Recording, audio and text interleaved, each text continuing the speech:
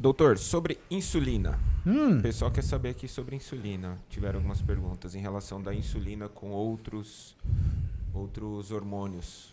Tá bom, insulina é o principal hormônio anabólico do corpo, né? Você tem que lembrar que a testosterona ela atua no ganho de massa muscular quando ela provoca a migração de célula satélite induzida pela via do AKT, né? Então é isso que a testosterona faz, ela trabalha na recuperação muscular. Mas síntese muscular é controlada pela insulina.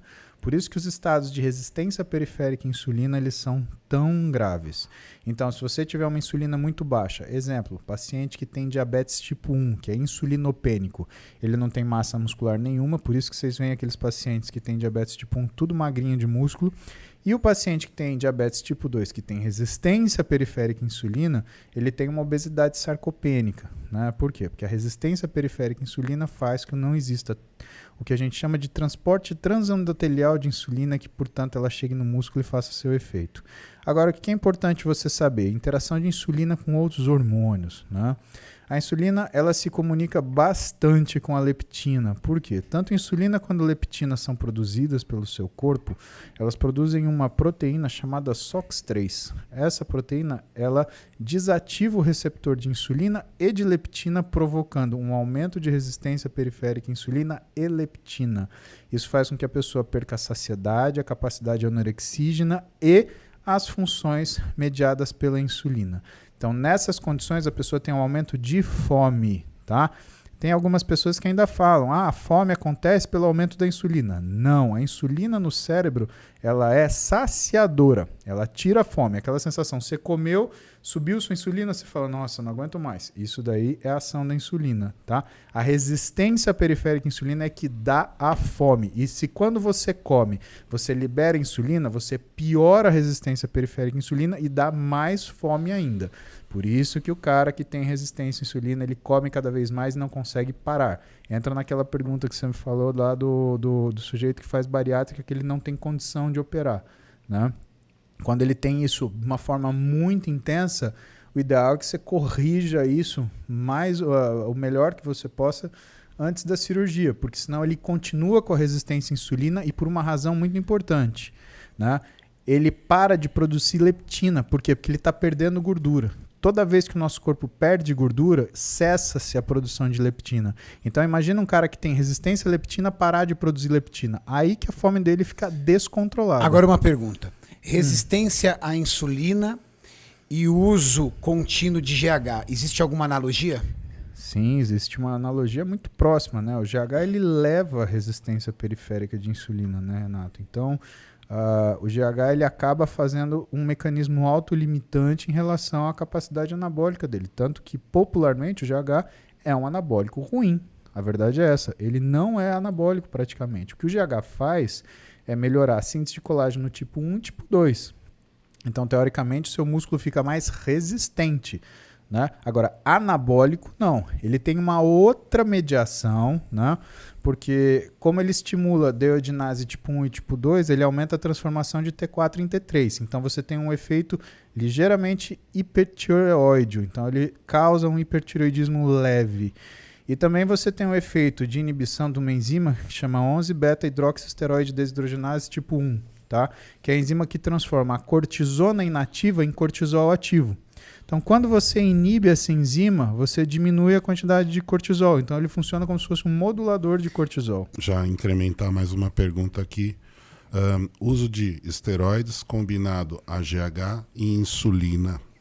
Isso pode promover para você um atleta com um grau de definição bom quando você fala de textura de pele e por dentro ele tem gordura intravisceral, isso é impossível? Ô Júlio, essa daí é a pergunta do Marcelo Zoppi também, falando sobre, dependendo do nível de insulina, se dilata o estômago, essas coisas. Tem 3 coisas que dilatam víscera, né? Insulina, testosterona e GH. Tá? Na realidade não é o GH, é o IGF-1 que o GH induz a produção, tá? E quando esses 3 estão combinados, é a maior resposta possível, né? O tecido muscular que mais responde a IGF-1 é o tecido visceral, né? É músculo liso, intestino, né? Então, você vê o cara que tem a tripa forte, né? Teve um menino que competia na época que eu disputei o Mr. Santos, que era um menino que tinha um físico muito bom, mas ele era um abuser de droga, que era um negócio absurdo. Ele até faleceu, infelizmente. Daniel. Não ia citar nome. Sim, Daniel. Mas você viu o físico do cara, ele tinha tanta barriga e ele se gabava de, eu tô com 100 e tantos quilos. Mas, cara, 90% do peso era barriga, era pança. Não era. Ele tinha físico 1,63 m e 120 quilos. Exatamente. Ô, louco. 120 quilos em off. Exatamente. Ele fazia lateral com 60 quilos, roubando muito, mas fazia. Então, mas era uma barrigona, né, Júlio? Não Muito. era um negócio que era absurdo. E, cara, ele tinha um físico fantástico, você o conheceu. Sim, tinha, mas era um negócio ridículo. Foi perder na mão. Perdeu a mão completamente. Tanto era um é que abuser. foi o pâncreas que abriu o bico, né? E assim, o que acaba acontecendo, né? Quando você soma esses três, você potencializa esse negócio. O grande problema de você ter hipertrofia visceral é que aquilo estraga completamente sua linha, né? E o fisiculturismo, ele, apesar de não ser um campeonato de beleza, o físico ele tem que ter uma proporcionalidade. Se a tua cintura começa a ficar mais larga que o teu quadril, ou então você tem que aumentar o quadril porque a tua cintura tá um balão, cara, tá errado o que você tá fazendo. Volta para trás, volta 2 passos e começa de novo. E não adianta você se apegar em outras qualidades do seu físico. Você Não. perdeu a estética do físico. Não, perdeu. Deixa de ser um físico admirável, né? Você tá fora do jogo, resumindo. Exatamente. Você fica uma coisa curiosa, tipo uma pirâmide do Egito. Um freak. Tipo, e aquilo não, sabe, aquilo não remete a nada, né? Você fala pra mim, você gostaria de ter... Você admira, por exemplo, um cara da Open? Admiro. Mas você gostaria de ter o físico de um cara da Open? Não gostaria. Muito obrigado. Eu acho que, por exemplo, mesmo o Schwarzenegger hoje, se ele fosse competir, ele ia para um Classic Physique. Ele não ia para uma Não, Open. ele não tem chance nenhuma na Open. Exatamente. Não tem chance nenhuma. Né? O Frank Zane competiu, ele venceu o Mr. Olímpia com 83 quilos, não foi? 83 quilos e o auge foi 89 quilos. Exatamente. Que era o peso do Samir Banu. Samir Banu, que Outro era um Mr. posador Olímpia. sensacional. Outro Mr. Olímpia. Né? Então, Chris Dickerson, todos nessa faixa de peso. E tinha uma coisa que eu achava muito bonito, que era um paradigma. O cara ele conseguia ficar com a coxa da largura da cintura. Você lembra disso? Era muito isso. O Chris era um cara que conseguiu chegar muito perto, senão ele Sim. conseguiu bater isso. Um físico maravilhoso. E é um cara que fez um físico com 89 quilos. 89 Aí vira o quilos. cara pra mim e fala assim, eu quero ter 3 dígitos. Meu, para, deixa de ser bobo. Eu comparo isso. Quando o cara senta e fala isso pra mim, eu falo assim, vamos fazer uma brincadeira. Eu vou te entregar um saco com dinheiro dentro e vou te entregar um boleto de 50 mil reais. Esse saco pesa 1 quilo. Cada nota de dinheiro pesa mais ou menos aí uns 5 gramas. Então é um saco grande. Sim. Só que o boleto é de 50 mil reais. A brincadeira é a seguinte, você assume o boleto. Se no saco, que tem notas de 1, de 2, de 50 e 100, tiver mais do que 50 mil reais, é seu. Mas se nesse saco tiver só nota de R$1 e faltar dinheiro para pagar, o azar é seu também. Você quer? O cara dá Essa uma analogia pensada. é com o quê? Quando o cara ele fala que ele quer ganhar peso. Não, eu preciso ter 3 dígitos, eu preciso ter 3 dígitos. Cara, você vai ter 3 dígitos com um físico ruim. Pra quê? Isso é bobinho, né? Você tem que ter um físico que mostre. Por quê? Porque tem muito cara que tem 89 quilos, 85 quilos, que você olha para ele, nossa, parece que tem 120. Né? Existe uma dissociação entre o peso da balança e a forma física. Claro. Músculo não é pesado. Você pegar um deltoide meu, por exemplo, que treina pra caramba, sei lá, deve ter uns 200 gramas. Então, se você olha, eu tenho 400 gramas de deltoide. Se eu vir na balança um ganho, por exemplo, de 200 gramas, isso quer dizer que eu ganhei 50% de deltoide em cada um. Mas Isso às você vezes xinga. o cara pode ter na linha de cintura dele entre intestino e tudo mais, ele pode ter ali 15, 20 quilos fácil. Tranquilamente, Renato. E é possível você Tranquilamente. manter a gordura visceral e perder a gordura corporal? Ou se é possível você fazer isso. Isso é uma das coisas que a gente mais faz, na verdade, né, Júlio? Tanto com medicação quanto com rotina. Né? O jeito de você lidar com a alimentação ele é importante para isso. O jeito que você lida com o exercício é importante para isso. E tem algumas medicações que fazem essa remoção de gordura visceral. Contudo, você sabe qual que é a coisa mais eficiente para fazer remoção de gordura visceral? O quê? Musculação. Musculação. Não é nem aeróbio. O aeróbio ele aumenta a remoção de gordura subcutânea que você acaba jogando, formando triglicérides intramuscular. E o triglicérides intramuscular ele responde por 50% da lipólise durante o exercício. Existem exercícios que pode aumentar a sua dilatação Isso que eu ia abdominal ou a sua circunferência de cintura? O que existe é a falta de força muscular na região central, no core, né, que a gente costuma chamar, que faz com que você tenha uma dilatação do seu abdômen, né? Mas exercícios que aumentem o abdômen, não, isso não é verdade. Se você for um abuser, por exemplo, num agachamento, por exemplo. Não, Renato, isso não. O que existe, se você for um abuser no agachamento, mas você não usar esteroide, por exemplo, dificilmente você vai ter uma... Eu digo isso, sabe por quê? Eu tenho a sensação de que as atletas e os atletas de CrossFit, eles não têm a mesma linha de cintura.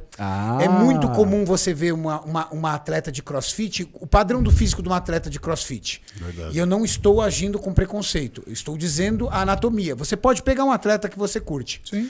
A atleta de CrossFit, ela tem a cintura mais larga, abdômen bem definido e denso, coxas grossas, bundinha mais batida. Ou até mesmo o lutador tem essa característica da Bundinha cintura. mais batida. E Mas vamos quadril- falar de quem faz força. quadril Atletas de estreito. força.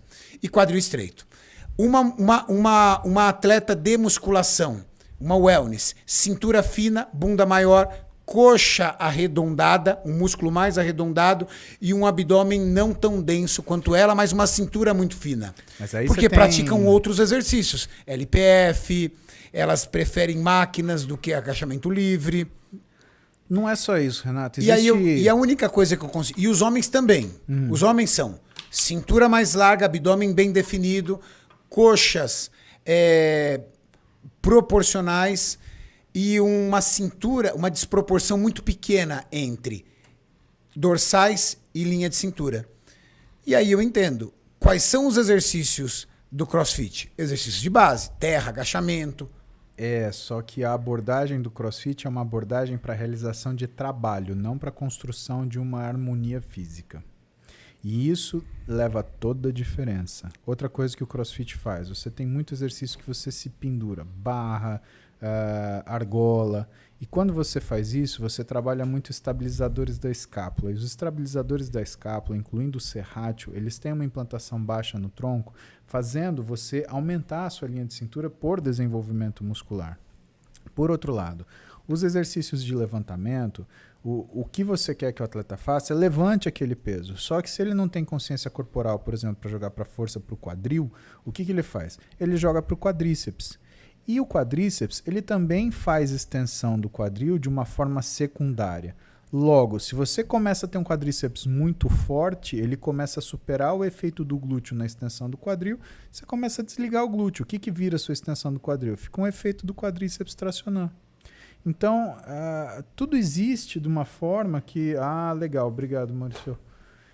Existe uma situação onde o fato de você, no CrossFit, você não ter uma abordagem para criar um equilíbrio nem funcional, nem anatômico entre os músculos, né? Você tem a obrigação de fazer aquele movimento. Tem muito atleta que vai fazer o quê?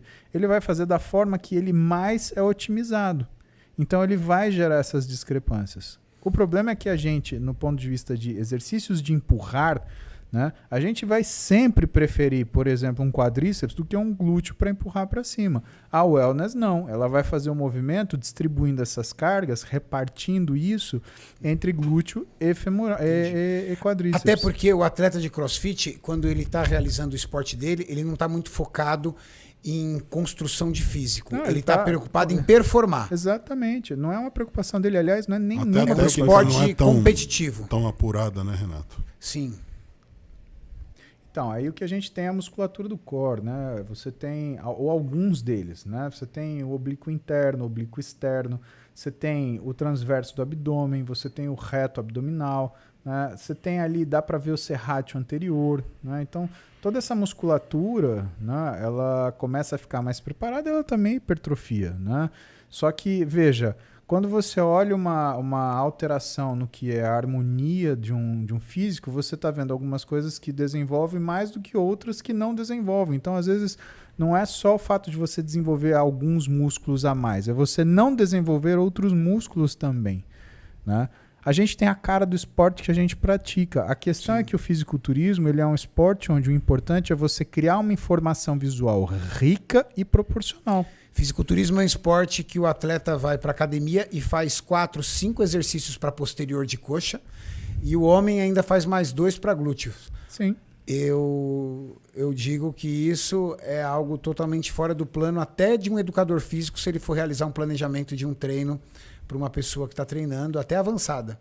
Eu acho que um profissional de educação física, quando ele vai querer trabalhar com fisiculturista, ele tem que ter um estágio com um cara que está acostumado a fazer isso, porque ele é uma visão do treino de força que eu não vejo ainda ser amplamente divulgada na faculdade, né? Eu lembro que eu dei aula na Uni Santana, os meninos tinham musculação, né? Os meninos da educação física naquela época, estou falando de 2006, né?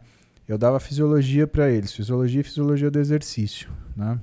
Eu perguntava para eles, quanto tempo de musculação vocês têm? 3 meses. E o que o professor cobra? Ele cobra anatomia, ação, inervação e irrigação do músculo. Isso não é musculação. Né? Você não vai para academia? Não, a gente vai, mas aí a gente aprende o que é flexão de cotovelo, o que é extensão de cotovelo, o que é... Cara, só que aí o que acontece com essa molecada? Qual que é a grande esponja profissional do profissional de educação física hoje? Academia. Exatamente. Então você sai com um cara que durante 5 anos estudou 3 meses de musculação que ele vai trabalhar provavelmente pro resto da vida dele.